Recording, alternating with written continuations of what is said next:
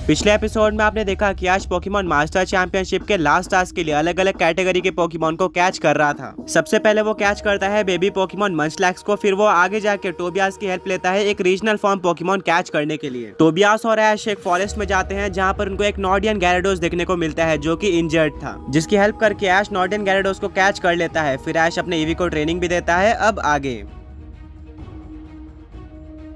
अब ऐश टोबियास को बोलता है कि मेरा अगला टास्क काफी ज्यादा हार्ड है। टोबियास बोलता है कि ऐसा कौन सा टास्क है। ऐश बोलता है कि ये लास्ट कैटेगरी है जहाँ पर मुझे एक पूरा का पूरा लेजेंडरी पोकेमॉन ट्रियो कैच करना है। टोबियास बोलता है कि क्या, ध्यान से देखो, वहाँ पर एक लेजेंडरी पोकेमॉन होगा। ऐश बोलता है कि नहीं, मेरे पास ऑलरेडी एक लेजेंडरी पोकेमॉन है और अब मुझे एक पूरा का पूरा ट्रियो कैच करना है। टोबियास उस लिस्ट को देखता है और काफी शौक रह जाता है। टोबियास बोलता है कि इतने हार्ड टास्क तो मुझे भी नहीं मिले थे, बट तुम सही जगह पर आए हो। मेरे से अच्छा तुम्हें कौन गाइड कर सकता है लेजेंडरी पोकेमॉन कैच करने के लिए। मिस्टी बोलती है सही कहा। टोबियास बोलता है कि मुझे सिनो रीजन में लेजेंडरी हंटर के नाम से भी जाना जाता है और मैंने इयोन यानी कि लाटियास और लाटियोस को भी कैच करके रखा है, बट अब तुम्हें एक ट्रियो कैच करना है। सबसे पहले तुम्हें नॉर्डर्न रीजन में ऑलमोस्ट हर एक लेजेंडरी ट्रियो देखने को मिल जाएगा, तो तुम इनमें से कौन सा ट्रियो चूज करोगे। टोबियास बोलता है कि ऐसे काफी सारे ट्रियोस है, जैसे कि लेजेंडरी बर्ड ट्रियो जिसमें आते हैं आर्टिकुनो, मोल्ट्रेस और ज़ैप्डोस। तुम्हें इनका गलारियन वर्जन का ट्रियो भी मिल सकता है। लेजेंडरी बीस्ट ट्रियो जिसमें आते हैं राइकू, एंटे और स्विकून। वेदर ट्रियो जिसमें आते हैं कायोगर, ग्राउडन और रेक्वाजा। क्रिएशन ट्रियो जिसमें आते हैं डियाल्गा, पालकिया और गिराटिना।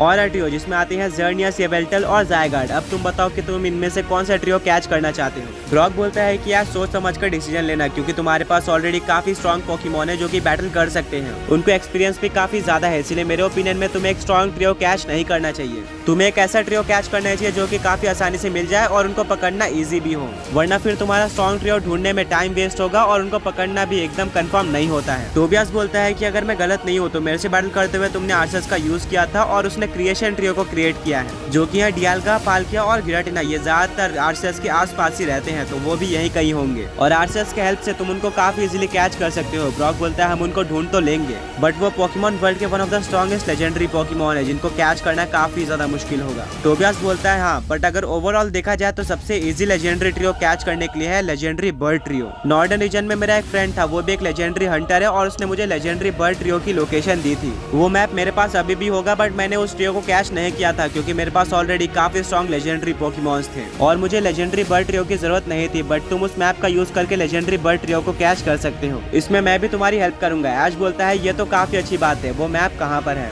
टोबियास बोलता है कि मुझे अपने जिम में वो मैप ढूंढना होगा। टोबियास जल्दी से अपने लाटियास पर बैठकर जिम में चले जाता है और वो मैप लेकर वापस से ऐश और उसके फ्रेंड्स के पास फॉरेस्ट में आता है। वो बोलता है कि सबसे पहला है ज़ैप्डोस। मैप के अकॉर्डिंग ज़ैप्डोस तुम्हें नॉर्डर्न रीजन के पावर प्लांट में देखने को मिलेगा, जिसको अबैंडन कर दिया गया है, बट मुझे मैप देखना उतना अच्छे से नहीं आता। क्या तुम में से किसी को मैप देखने आता है? ऐश बोलता है कि हाँ, ब्रॉक के पास हमेशा मैप रहता है और वही हमें हमेशा गाइड करता है। टोबियास वो मैप ब्रॉक को दे देता है। वो अपने लाटियास और लाटियोस को बाहर निकालता है, वहीं पर ऐश अपने चार्जार्ड को बाहर निकालता है। सब पोकेमॉन्स पर बैठकर पावर प्लांट की तरफ बढ़ने लगते हैं। ब्रॉक बताता है कि उनको कहां से जाना है पावर प्लांट की तरफ। पोकेमॉन्स ब्रॉक की बात मानकर उसी जगह पे चलते जाते हैं और अब वो पावर प्लांट के काफी ज्यादा पास आ गए थे। मिस्टी बोलती है कि यहाँ पर तो सिर्फ एक काफी बड़ी केव है, मुझे कहीं पर भी कोई पावर प्लांट देखने को नहीं मिल रहा है। उसके अलावा यहाँ पर सिर्फ और सिर्फ एक पोकेमॉन सेंटर है। टोबियास बोलता है कि ये मैप काफी ज्यादा पुराना है। अब क्योंकि वो पावर प्लांट को अबैंडन कर दिया गया था, इसीलिए शायद हो सकता है कि उसको तोड़कर एक पोकेमॉन सेंटर बनाया गया हो। ऐश काफी ज्यादा डिसअपॉइंटेड हो जाता है, बट अब क्योंकि वो लोग इतना दूर आए थे, सब लोग डिसाइड करते हैं पोकेमॉन सेंटर में रेस्ट लेने का। सब पोकेमॉन सेंटर के अंदर जाते हैं और अपने पोकेमॉन्स को हील करवाते हैं। वो लोग नर्स जॉय से पूछते हैं कि क्या यहाँ पर आसपास कोई पावर प्लांट है। नर्स जॉय बोलती है कि हमारा पोकेमॉन सेंटर काफी टाइम से यहाँ पर है, बट मैंने कोई पावर प्लांट के बारे में नहीं सुना है।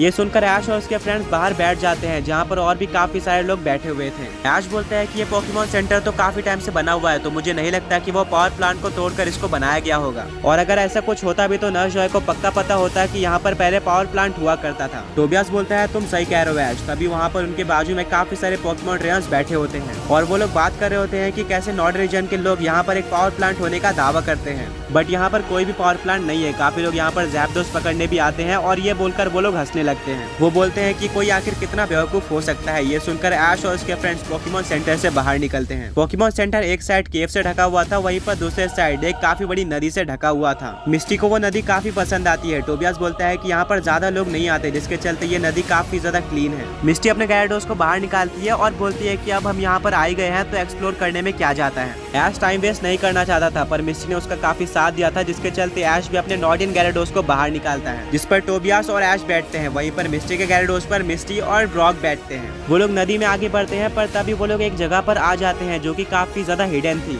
वहाँ पर एक काफी ज्यादा बड़ा घर था, जिसके आसपास कोई भी नहीं था। इस घर को फेंस से प्रोटेक्ट किया गया था और वो फेंस काफी ज्यादा पुराने लग रहे थे। ऐश बोलता है कि हमें यहाँ पर जाने चाहिए। ऐश और उसके फ्रेंड्स सब अपने गैराडोस से उतर जाते हैं और सब अपने गैराडोस को पोकेबॉल के अंदर लेते हैं। टोबियास अपने लाटियास और लाटियोस को बाहर निकालता है, वहीं पर ऐश अपने चार्जार्ड को बाहर निकालता है। इन पोकेबॉल्स का यूज करके ऐश और उसके फ्रेंड्स फेंस को पार कर लेते हैं। इसके बाद वो उस घर के पास आते हैं जो कि बहुत ही ज्यादा पुराना लग रहा था। इस घर में कोई दरवाजा भी नहीं लगा था और ये काफी ज्यादा बड़ा था। इस घर में एंटर करते ही वो लोग ये देखकर काफी शॉक हो जाते हैं कि यही पावर प्लांट है। ऐश काफी ज्यादा खुश हो जाता है कि उन्होंने पावर प्लांट को ढूंढ लिया है। ऐश और उसके फ्रेंड्स आगे बढ़ते हैं और वहाँ पर उनको काफी सारे इलेक्ट्रिक टाइप पोकेमॉन्स देखने को मिलते हैं, जैसे कि मैग्नेमाइट और इलेक्टाबल्स। वो ऐश और उसके फ्रेंड्स के ऊपर अटैक भी करते हैं, बट ऐश अपने चार्जार्ड का यूज करके सारे पोकेमॉन्स को हरा देता है। वहाँ पर काफी सारे अलग अलग रूम्स थे जो कि चारों तरफ से पैक थे और उनमें एक काफी छोटी सी ओपनिंग थी, जिससे वो दूसरे रूम में जा पा रहे थे और हर एक रूम में काफी सारे इलेक्ट्रिक टाइप पोकेमॉन्स थे। चलते चलते वो एक रूम में आ जाते हैं जहाँ पर काफी सारे इलेक्ट्रोड और वोल्टॉप थे जो कि फट जाते हैं, जिससे ऐश और उसके फ्रेंड्स को काफी चोट लगती है, बट वो लोग वापस उठकर एक्सप्लोर करना कंटिन्यू करते हैं। तभी उनको एक काफी ज्यादा तेज आवाज सुनाई देती है। इस आवाज से पूरा पावर प्लांट शेक हो जाता है। टोबियास बोलता है कि हाँ, अब कंफर्म हो चुका है कि ज़ैप्डोस यही कहीं पर है। ये आवाज मुझे ज़ैप्डोस की लग रही है और ये आसपास के रूम से आ रही है। ऐश और उसके फ्रेंड्स अगले रूम में जाते हैं। तभी ज़ैप्डोस की आवाज एक और बार आती है। ये आवाज पहले से भी ज्यादा तेज थी और पूरा पावर प्लांट वापस से शेक होता है। अब ऐश और उसके फ्रेंड्स अगले रूम में जाने वाले होते हैं, पर तभी मिस्टी उनको रोक लेती है और बोलती है कि यहाँ पर एग्जिट लिखा हुआ है, यहाँ से आगे तो बाहर जाने का रास्ता है। टोबियास बोलता है कि चेक करने में क्या जाता है, हम बाहर तो नहीं जाने वाले, एंड अगर वहाँ पर कोई भी नहीं हुआ तो हम वापस आ जाएंगे। सब टोबियास के बाद से एग्री करते हैं और वो लोग अगले रूम में जाते हैं जहाँ पर एग्जिट थी और उनको जो देखने को मिलता है उसको देखकर वो काफी ज्यादा शॉक रह जाते हैं।